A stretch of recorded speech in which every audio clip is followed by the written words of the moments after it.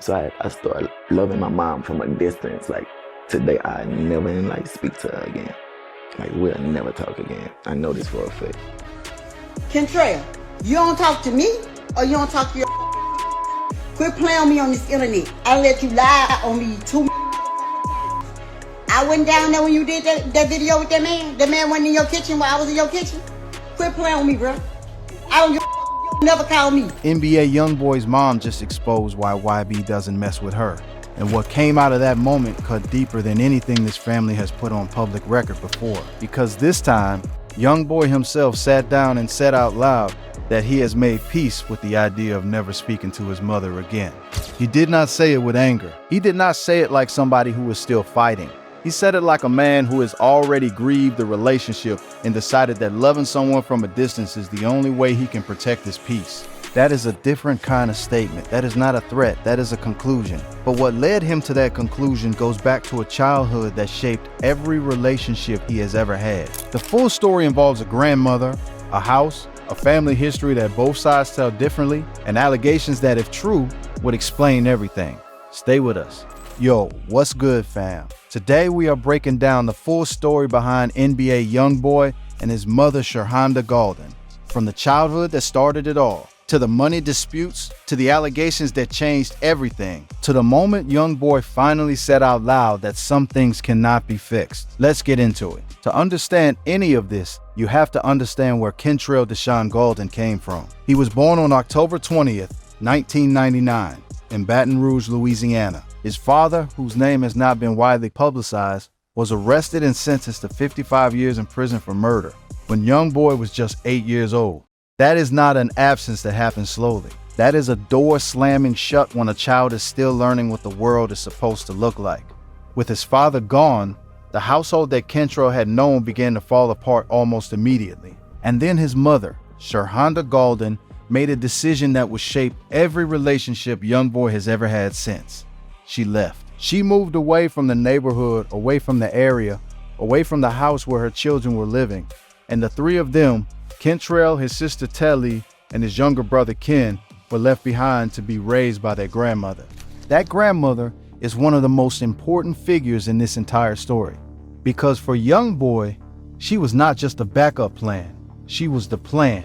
She was the person who showed up every morning. She was the one who fed them, who made sure they got to school, who held the house together when there was no real reason to believe it would hold. Youngboy has spoken about his grandmother with a kind of reverence that he rarely extends to anyone else in his family. When he talks about her, the tone shifts completely.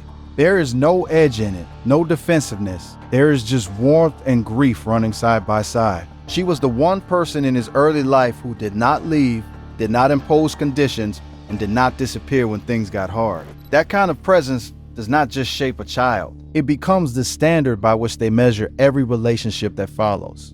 If you want to understand why Youngboy's loyalty runs so deep when it is earned, and why his distance is so absolute when trust is broken, you have to start with his grandmother. She is the blueprint for both. His grandmother passed away in 2010 from heart failure. Youngboy was 10 years old. He had already lost his father to a prison sentence, his mother to her own circumstances, and then he lost the one person who had been a daily constant in his life. That is a level of loss that would reshape any child's understanding of permanence, and it helps explain something else about Youngboy's upbringing that does not get discussed enough.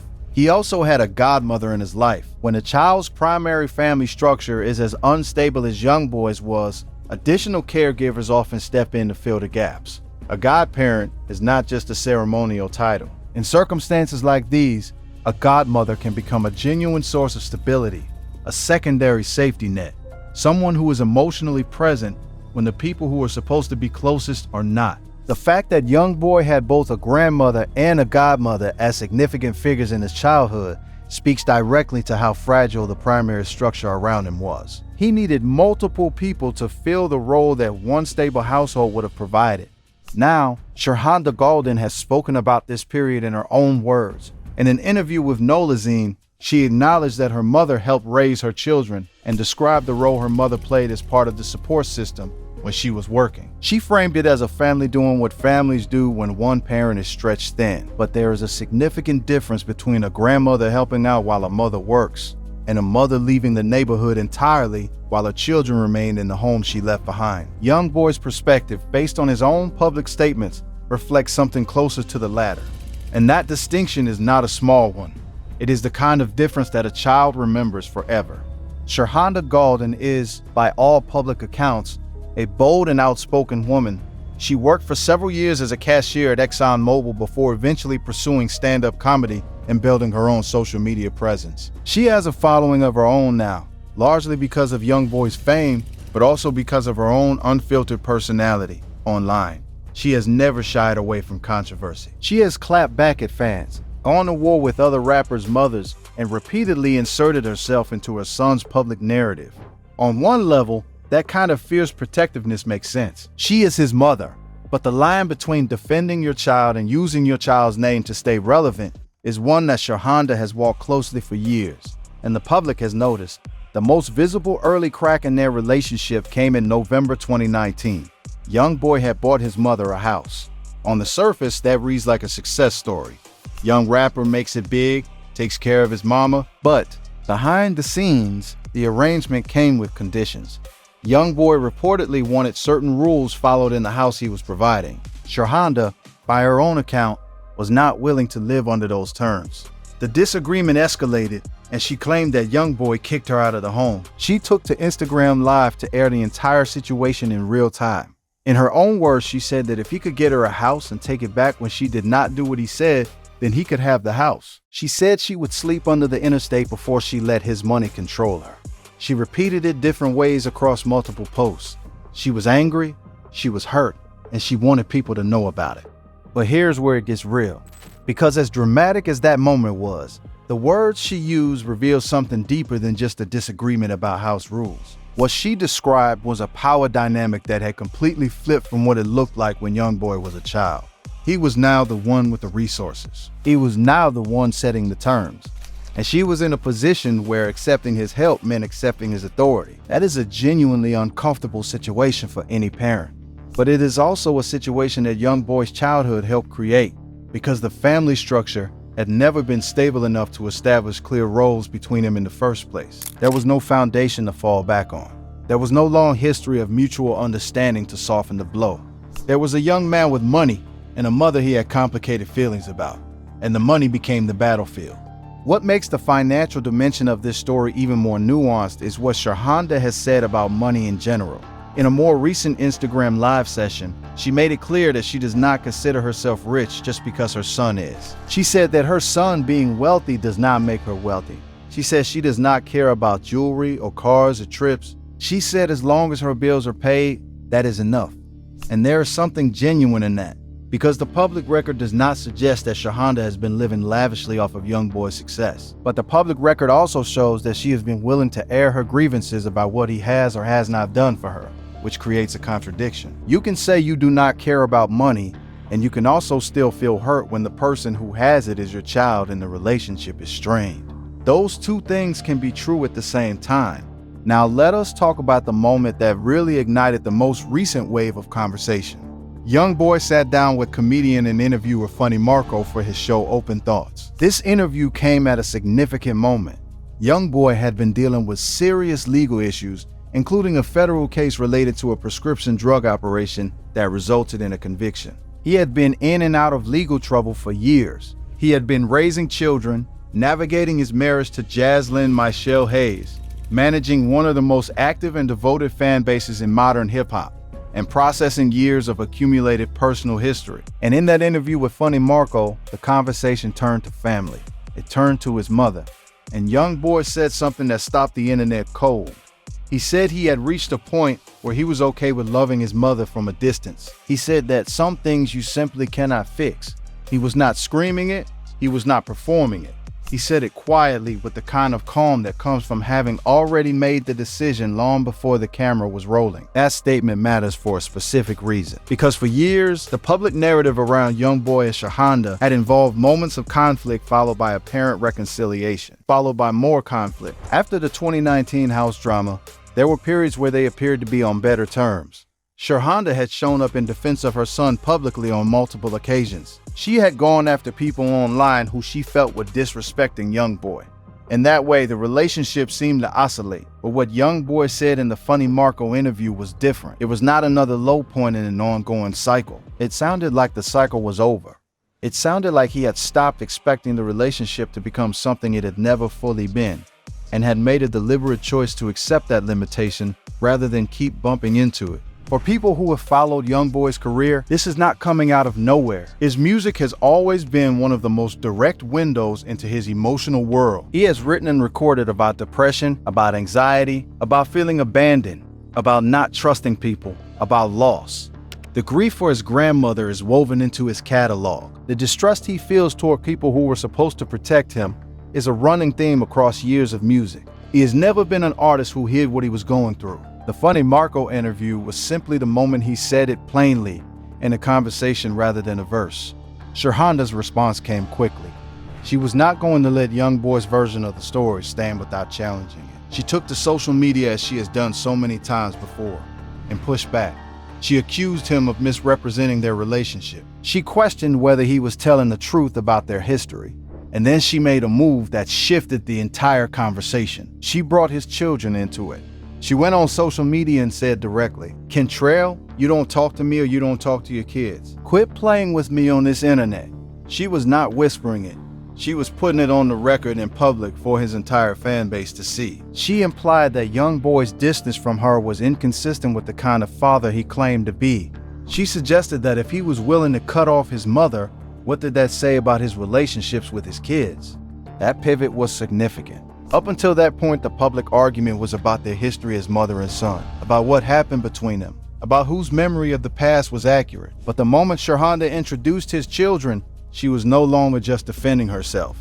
She was going on offense. She was trying to redirect public opinion from Youngboy as a wounded child to Youngboy as a failing adult. Instead of people debating whether he was right to keep his distance, they started debating whether he was present enough for his own children, which, if you look at it strategically, was exactly the point. Youngboy was not going to let that go unanswered.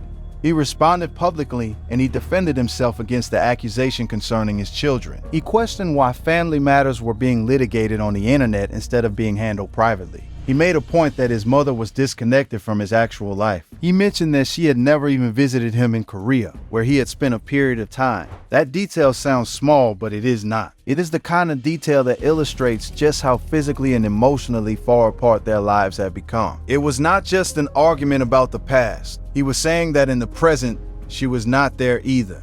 Now, the grandmother comes back into the story in a specific and serious way. Because according to allegations Youngboy has made publicly, the conflict between him and his mother is not just about neglect or absence or money. He has alleged during a later Instagram live conversation with Funny Marco that Shurhanda had previously spit in his face and in his grandmother's face. That is a serious allegation. Those are his words, his claim, and they have not been independently verified.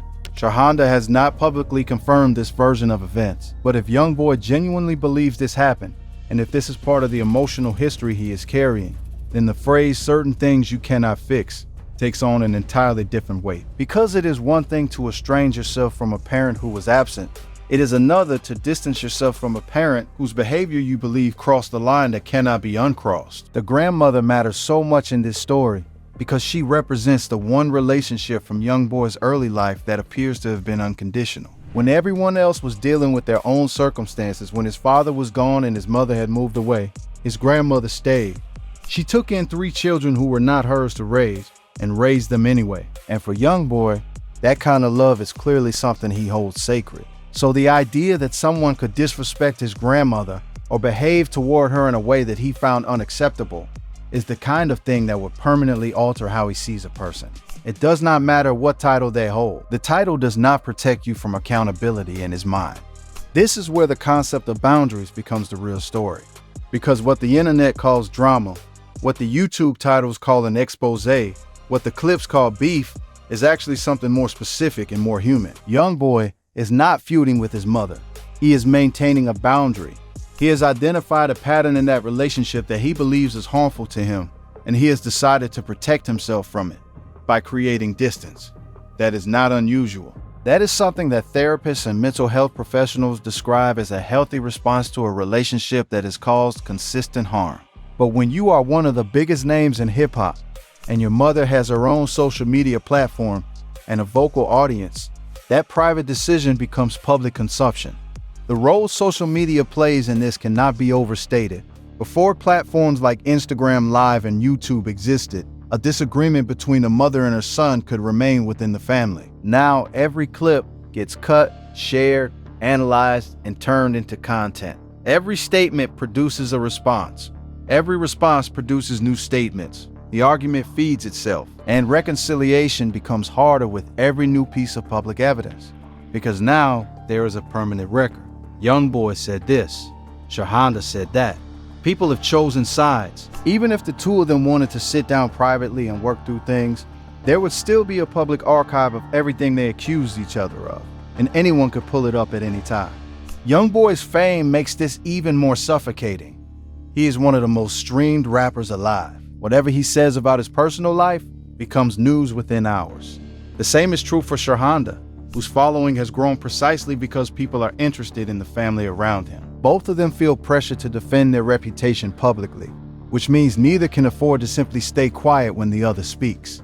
That pressure is its own kind of trap. People who grew up amid instability tend to place enormous value on controlling their adult environment. Youngboy has spent years navigating legal restrictions, public scrutiny, relationship conflict, and one of the most demanding career paces in the music industry. Against that backdrop, the desire for emotional control and clear boundaries is not hard to understand.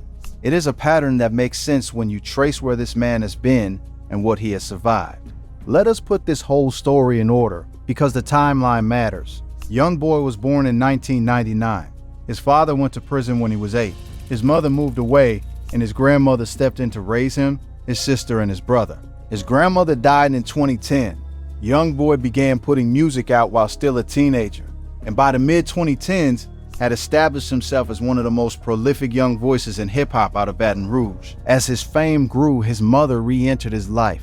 He bought her a house. By November 2019, they were in open conflict, with Shahanda publicly claiming he had kicked her out and saying she would rather sleep under the interstate than accept his conditions. That drama eventually cooled, but it never fully resolved. The financial tensions, the questions about control and expectations, the unresolved childhood history, all of it stayed underneath the surface. Then came the funny Marco interview, where Youngboy said plainly that he had accepted that certain things cannot be fixed, and that he had made peace with loving his mother from a distance. Shahanda responded publicly, challenged his version of events, brought his children into the conversation. Youngboy hit back, defending his role as a father, pointing to the distance between their actual lives as evidence. And now the internet is watching, processing, and debating who is right. The title of this video says that Youngboy's mom exposed why he does not mess with her. That word exposed is doing a lot of work. What it really means is that Shahanda offered her version of the story to counter his. In her telling, he is a son who is rewriting family history to make himself look like the victim. In his telling, he is a man who has spent years managing a relationship that repeatedly hurt him and who has finally accepted that some things cannot be repaired by effort alone.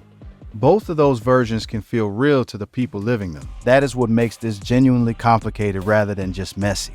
Neither of them is lying from inside their own experience. They are just telling the story from the only perspective they have, which is their own. The grandmother is the silent center of all of it. She is the person who made the deepest impression, who showed up when others did not, and who Youngboy still carries in his music and in his memory years after she passed. The allegations about what happened to her, if true in the way Youngboy has described, would explain everything. They would explain why the phrase "certain things you cannot fix" is not hyperbole. They would explain why no amount of public back and forth, no Instagram Live, no interview clip, no comment section debate is going to bring these two to a place of resolution. Because some damage, if it happened, cannot be undone by a conversation. Whether Youngboy and Shahanda will ever reconcile is not something anyone outside of that family can predict. Reconciliation requires two things above everything else. It requires both people to want it, and it requires both people to agree on at least some version of what happened. Right now, neither of those conditions appears to be in place. He says certain things cannot be fixed. She says he is misrepresenting what happened. Those two positions point in opposite directions. What the internet sees as another celebrity family in public conflict. What this actually is a story about a child who grew up too fast, lost too much too early, found extraordinary success, and then had to navigate family relationships that had fractured long before the money arrived. The money did not create the problem. It just gave it a new shape and both sides a platform to perform the conflict publicly instead of resolving it privately. Youngboy's decision to love his mother from a distance is not a dramatic declaration. It is not a diss. It is not content. At its core, it is a man saying that the only way he can protect his peace is by accepting that a relationship will never become what he wished it could be. That kind of acceptance is not easy. It comes after a long time of hoping things will be different. It comes after trying and being hurt and trying again. It comes after realizing that love for someone does not automatically mean that being close to them is healthy. And sometimes, the most honest thing a person can say is exactly what Youngboy said in that interview. Some things you cannot fix, and the only way forward is to stop trying and start living anyway. If you made it this far, drop your thoughts in the comments below. Do you think Youngboy made the right call loving his mother from a distance? Or is there still a way this family finds its way back to each other? Let us know what you think, and make sure you subscribe if you have not already, because we are not done telling these stories.